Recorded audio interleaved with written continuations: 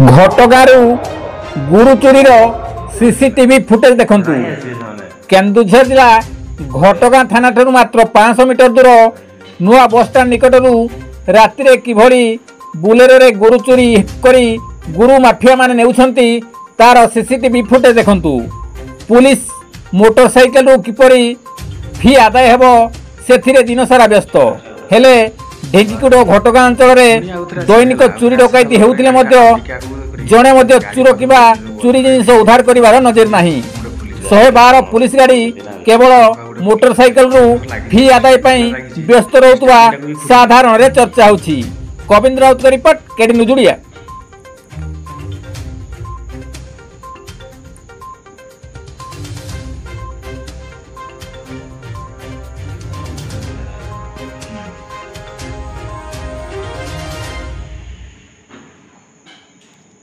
time रे मु देखिली